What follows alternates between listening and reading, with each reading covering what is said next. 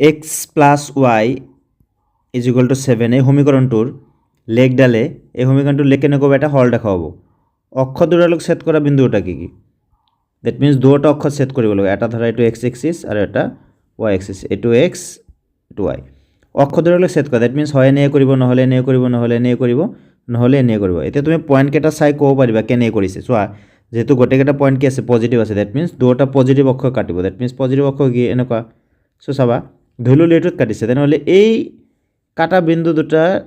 কি কি হ'ব পাৰে সো এইটো মানে কি x ৰ পিনে আহিছে তাৰ পিছত আৰু উঠা নাই দ্যাট ইজ 0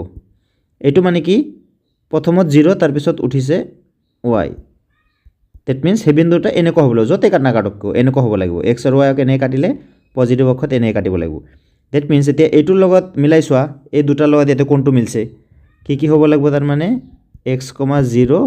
আৰু হেতু হল 0, y টাইপ এনেকুৱা মিলিব লাগিব দ্যাট মিন্স এইটো আৰু এইটোত কিবা সংখ্যা থাকিব পাৰিব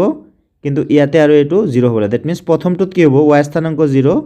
আৰু দ্বিতীয়টোত কি হ'ব x স্থানাংক 0 সো এটো চোৱাচোন প্ৰথমটোত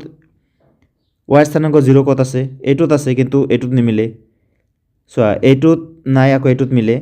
একমাত্ৰ এইটোই আছে সেম এইটো নিচিনা হৈছে চোৱা x, 0 দ্যাট মিন্স 7, 0 এইটো কি 0, y দ্যাট মিন্স 0, 7 সো এইটো হ'ব আমাৰ শুদ্ধ উত্তৰ